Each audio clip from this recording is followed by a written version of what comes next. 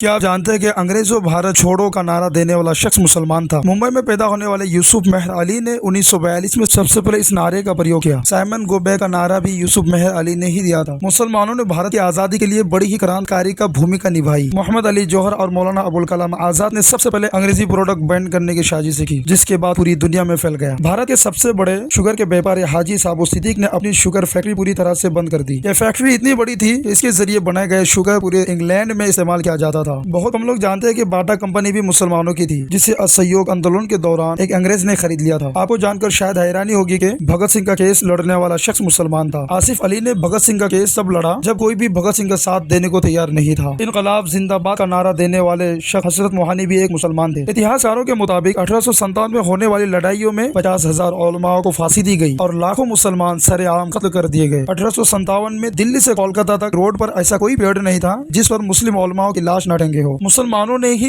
भारत की आजादी के लिए पहली जंग लड़ी। मैसूर के सुल्तान हैदर अली और उनके बेटे टीपू सुल्तान ने भारत की आजादी के लिए पहली जंग लड़ी थी। मशहूर क्रांतिकारी अशफाक उल्लाह खान सबसे कम उम्र में फांसी पाने वाले भारतीय शख्स। बहुत कम लोग जानते हैं कि जय हिंद का नारा एक मुसलमान आबिद हसन फसानी ने दिया था। यह नारा आज भी भारतीय सेना और पूरे भारत में लगाया जाता है। तिरंगे का निर्माण करने वाले सुरैया तैयब जी भी एक मुसलमान थी। आपको जानकर हैरानी होगी कि भारत का पहला राष्ट्रीय गीत अजीमुल्लाह खान ने लिखा था। 1920 में गांधी जी को महात्मा गांधी का लक़ब देने वाला शख्स महमूद हसन मुसलमान थे। उनका ये नाम इतना मशहूर हुआ कि गांधी जी अब महात्मा गांधी के ही नाम से जाने जाते हैं। मौलाना महमूद हसन ने हकीम अजमल शाह के साथ मिलकर 1920 में जामिया मिल्लिया इस्लामिया यूनिवर्सिटी की बुनियाद रखी, ताकि भारतीय शिक्षा तंत्र को अंग्रेजों की चंगुल से आजाद किया जा सके। 1972 में मौलाना शाह अब्दुल अजीज ने अंग्रेजों के खिलाफ फतवा देते हुए ऐलान किया कि अंग्रेजों की गुलामी हराम है और हर मुसलमान पर फर्ज है कि वह अपने मुल्क की आजादी के लिए खुद को कुर्बान कर दे। 1857 में भारत की आजादी की प्लानिंग एक मुसलमान मौलवी अहमदुल्लाह शाह ने की थी। वो भारत के अकेले इंसान थे जिन पर अंग्रेजों ने 50,000 रुपए का इनाम रखा था और ये रकम इतनी बड़ी थी कि राजा जगन्नाथ ने रुपयों के लालच में आकर अहमदुल्लाह की मुखबरी कर दी और अंग्रेजों ने उनको शहीद कर दिया। बहुत हम लोग जानते हैं कि 1957 में शहीद होने वाले मुसलमान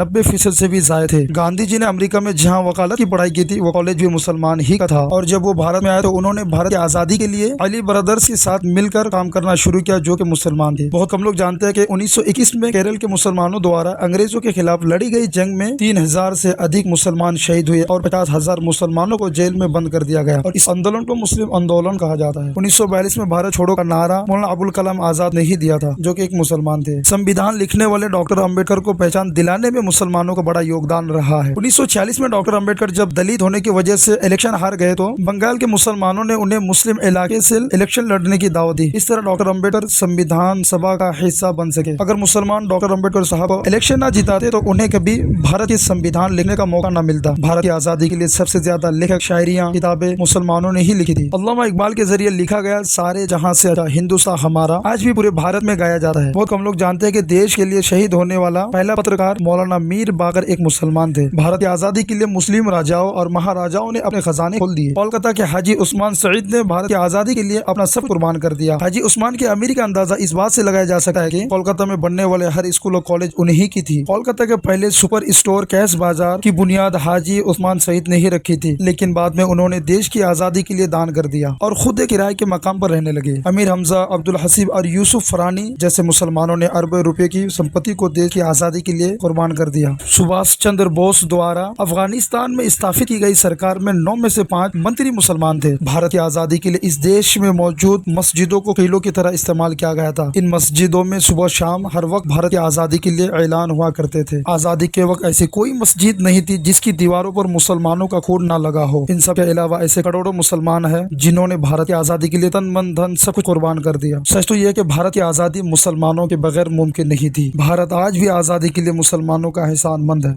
हम इस मौजू पर गुफ्तगू करके उनको ये पैगाम देना चाहते हैं कि जो ये वसवसे उनके दिलों में बार बार पैदा होते हैं कि इस मुल्क से इस्लाम को मिटा देना चाहिए, मुसलमानों को खत्म कर देना चाहिए, वो ये खौफ देखना छोड़ दे। मेरी दरख्वास्त है कि इस वीडियो को हर मुसलमान देखे, अपने बच्चों को, अपनी फैमिली को बताएं, ताकि वह अपने माजी और उन्हें इस बात का एहसास हो इस मुल्क को आजाद करने में हमने सबसे ज्यादा कुर्बानियां दी है। याद रहे कि जो कौम अपनी तारीख को भूल जाया करती है उस मुल्क पर इनकलाब नहीं बल्कि आजाब आया करती है। ऐसा नहीं है कि शहर के मंजर बदल गए, मंजर वही सिर्फ सितमगर बदल गए। जब भारत को लहू की जरूरत पड़ी सबसे पहले हमारी ही गर्दन कटी। फिर भी कहते हैं अहले भारत, ये भारत हमारा है तुम्हारा नहीं। मुसलमान होने के नाते गर्व महसूस हुआ हो तो इस वीडियो को लाइक, शेयर और सब्सक्राइब करें।